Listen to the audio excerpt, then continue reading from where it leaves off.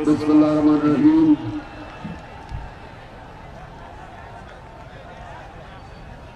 इय्याका नअबुदु व इय्याका नस्तईन। मेरे रावाली के अजीम पाकिस्तानियों, मैं आज आपके सामने जो मुल्क के हालात हैं, जिसकी वजह से हम आज इस रास्ते पे हकीकी आजादी की मार्च इस्लामाबाद में जिस वजह से लेके जा रहे हैं, मैं सारे राहवाली के मेरे बाशऊर पाकिस्तानियों, आपने मेरी ये जो बात गौर से सुननी है, क्योंकि मैं चाहता हूं कि जब मैं इस्लामाबाद पहुंचूं और मैं आपको कॉल दूं तो आपने मेरे साथ मुझे इस्लामाबाद में मिलने के लिए इस मुल्क की हकीकी आजादी की जिहाद लड़ने के लिए आपने सबने मेरे पास आने हैं। अब पहली वजह क्या है? पहली वजह ये, जरा गौर से अभी मेरी बात सुना, पता नहीं राहवाली मेरी कब आपसे मुलाकात होगी इसके बाद, तो गौर से मेरी बात सुने। सबसे पहले एक चीज अपने ज़हन में डाल लें कि जब तक एक माशरे के अंदर इंसाफ नहीं होता, वहां खुशहाली नहीं आती। ये ज़हनों में डाल लो कि इंसाफ का मतलब क्या, कि सारे शहरी कानून के सामने एक बराबर होते हैं। ताकतवर और कमजोर के लिए एक कानून होता है, इसको इंसाफ कहते हैं। पहले समझ है इंसाफ क्या होता है। इंसाफ का मतलब हर शहरी के जो हुकूक होते हैं उनकी उस मुल्क की अदालतें हिफाजत करती हैं। और मेरे नबी सल्लल्लाहु अलैहि वसल्लम ने मदीना में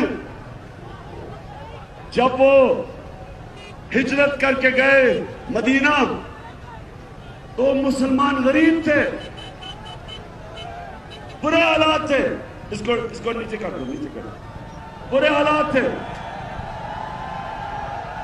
लेकिन मेरे नबी सल्लल्लाहु अलैहि वसल्लम ने सबसे पहले अदल और इंसाफ कायम किया। खुशहाली बाद में आई, पहले इंसाफ आया। मेरे सामने सिंगापुर, हम जाते थे, गरीब इलाका था, कहां पाकिस्तान और कहां सिंगापुर। हम सबसे तेजी से तरक्की कर रहे थे 50 साल पहले, 55-60 साल पहले। सिंगापुर आजाद होता है, एक उनका लीडर आता है और सबसे पहले इंसाफ कायम करता है। सिंगापुर में सबसे पहले कमजोर और ताकतवर के लिए एक कानून बनाता है, करप्शन खत्म हो जाती है। पाकिस्तान आज हमारी औसत आमदनी तकरीबन $2000 है। सिंगापुर और हमारी औसत आमदनी 55 साल पहले एक ही जितनी थी, क्योंकि सिंगापुर में इंसाफ कायम किया। आज हमारी तकरीबन $2000 है, सिंगापुर की $60,000 औसत आमदनी है। आगे निकल गया क्योंकि उसने रहमतुल आलमीन, मेरे नबी सल्लल्लाहु अलैहि वसल्लम सब इंसानों के लिए रहमत बन के आए थे। जो भी उनके रास्ते पे चलेगा, चाहे वो मुसलमान हो या ना हो, अल्लाह की नेमतें, बरकतें आएंगी, खुशहाली आएगी। वो आगे निकल गया। हमारा सबसे बड़ा मसला, मैं अपने नौजवान को बताना चाहता हूं, सबसे बड़ा मसला ये है कि इंसाफ नहीं है। छोटा चोर चोरी करके जेल में, اور بڑا ڈاکو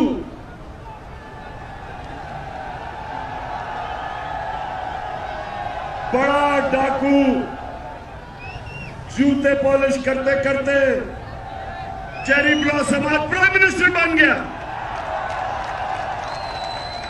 ذرا یہ ذرا سنیں. اور کیونکہ میرے عظیم لیڈر، میرے اللہ کے پیغمبر، انہوں نے، میں چاہتا ہوں ساری قوم، میں بلکہ انشاءاللہ جب ہمیں اللہ نے حکومت دی تو میں چاہوں گا کہ ان کی حدیث ہر اسکول میں لگی ہو، ہر یونیورسٹی میں لگی ہو، ہر آفس میں لگی ہو. اور وہ یہ کہ میرے نبی نے کہا کہ تمہارے سے پہلے بڑی قومیں تباہ ہوئی. جو جب چھوٹا چور کرتا تھا تو جیل میں، چوری کرتا تھا وہ جیل میں، اور بڑے ڈاکو کو جو قومیں نہیں سزا دے سکتی تھی وہ تباہ ہو جاتی تھی. اب یہ شہباز شریف کا ذرا سنو. اس کو 16 ارب روپے کی کرپشن کے کیس میں سزا ہونے والی تھی، جبکہ اس کو بچایا گیا، سازش کے تحت اس کو اوپر بٹھایا گیا. اور جب یہ اوپر بیٹھا 16 ارب روپے کا ایف آئی اے کا کیس تھا، جب سے یہ اوپر بیٹھا، یہ ذرا غور سے سنیں. میں کیا کروں؟ سنیں ذرا. سب سے پہلے چار گواہ تھے جن کے نام پہ اس نے 16 ارب روپیہ لیا تھا. اس میں گلزار احمد، وہ چپڑاسی تھا رمضان شوگر مل میں، وہ مر گیا، پتہ ہی نہیں چلا مرا کیسے. مزمل راجہ، وہ کیش بوائے تھا رمضان شوگر مل میں، وہ ہارٹ اٹیک سے مر گیا. یہ 2 مہینے میں آتے ساتھ ہی، ان کے پہلے 2 مہینے میں وہ مرا. غلام صابر جو مزمل کا رشتہ دار تھا، وہ ہارٹ اٹیک سے مر گیا، بھائی تھا، وہ ہارٹ اٹیک سے مر گیا.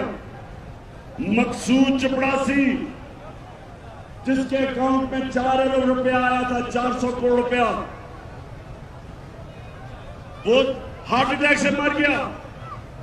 ڈاکٹر رضوان جو ایف آئی اے کا انویسٹیگیٹ کر رہا تھا یہ کیس شہباز شریف کا اور بیٹوں کا، وہ انویسٹیگیٹنگ آفیسر، وہ ہارٹ اٹیک سے مر گیا.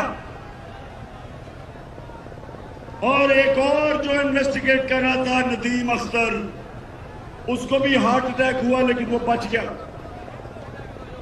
اب یہ سنیں، کسی اور ملک میں یہ ہوتا، میں یورپ کی بات کر رہا ہوں، میں ان ملکوں کی بات کر رہا ہوں جدھر انصاف ہے. ابھی انویسٹیگیشن ہونی تھی، اس کے اوپر انویسٹیگیشن ہونی تھی. کسی نے نہیں پوچھا کہ کیسے سارے لوگ جو گواہ تھے سب مر گئے. اور اس کے علاوہ رانا ثناء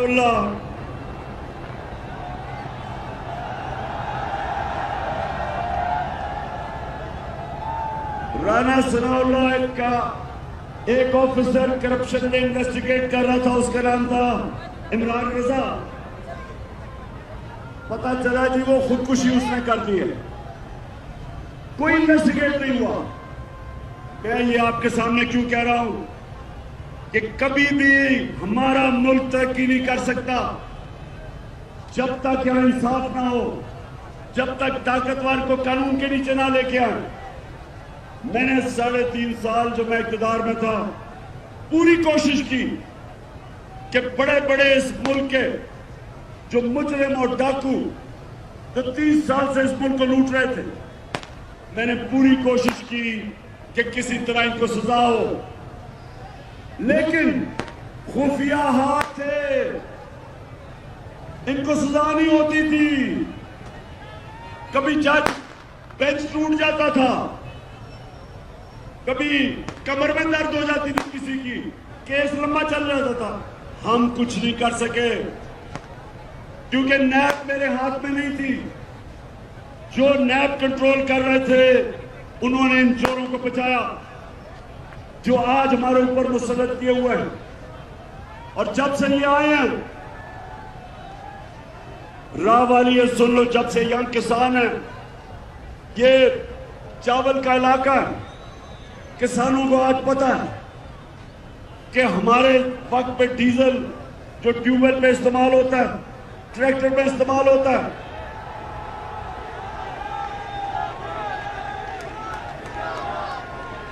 سوری میں غلط سے کہہ گیا، فضل الرحمان جو استعمال ہوتا ہے ان ساری چیزوں میں، 150 روپے لیٹر قیمت تھی فضل الرحمان کی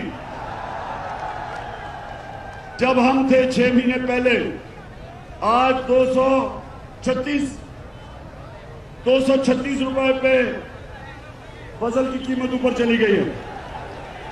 پٹرول وہ بھی 150 روپے لیٹر. تو یہ جو ساری مہنگائی ہوئی ہے یہ جب سے چور اوپر مسلط کیے گئے.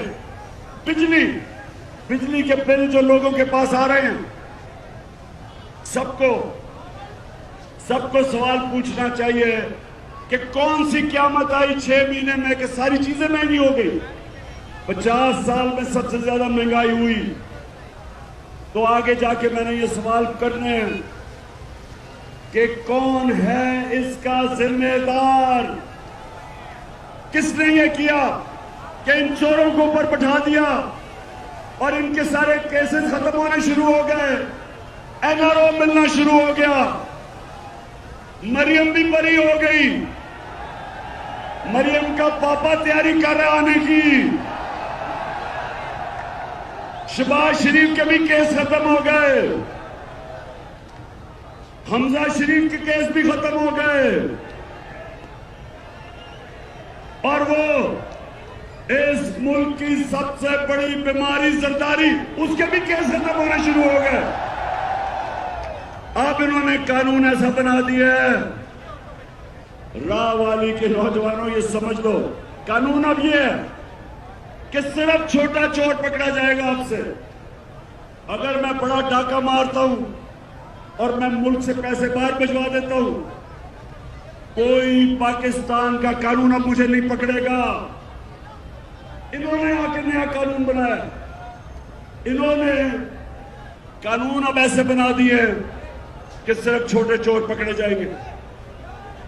اس لیے انصاف کے لیے ہم سب آج اسلام آباد روانہ ہیں، کیونکہ یہ قوم محمد مصطفیٰ صلی اللہ علیہ وسلم کی امت ہے. دنیا کے عظیم ترین لیڈر کی ہم امت ہے. ہم بھیڑ بکریاں نہیں ہیں، ہم گائے بھینسیں نہیں ہیں کہ آپ لاٹھی مار کے کبھی ادھر موڑ دیں کبھی ادھر موڑ دیں. آج انہیں کہیں، کل کہتے تھے چور ہیں، آج کہتے ہیں کہ جی وہ NRO دے دی، اب صاحب پاک ہو گئے. مشرف نے ان کو چور کہا تھا، ان کو پر کیسز کیے، اس نے پھر NRO دے دیا. یہ قوم، نوجوانوں سب تیار ہو جاؤ. اگر قوم اپنے حقوق کے لیے نہیں کھڑی ہوتی، ان کو جانوروں کی طرح رکھا جاتا ہے. جانوروں کی کوئی حقوق نہیں ہوتے. جانوروں کے جنگل کے قانون میں انصاف نہیں ہوتا، جانوروں کے معاشرے میں انصاف نہیں ہوتا، انسانوں کے معاشرے میں انصاف ہوتا ہے. اور ہم یہ انصاف جس سے ہم آزادی چاہتے ہیں، اپنی حقیقی آزادی، اس کے لیے نکلے ہیں. آپ نے سب نے میرے ساتھ دینا ہے. اور میں آپ سب کے سامنے آخر میں یہ کہتا ہوں کہ میری نظر میں اس سے بہتر ہے کہ انسان مر جائے بجائے غلامی کسی کی کرے. میں میاں طارق تمہارا بھی شکریہ ادا کر رہا ہوں، اور جمال ناصر آپ کا بھی. جو آپ نے محنت کی. اور میں آپ سب سے آخر میں حلف لوں گا, ہاتھ کھڑا کر کے آپ نے میرے ساتھ حلف لے لے.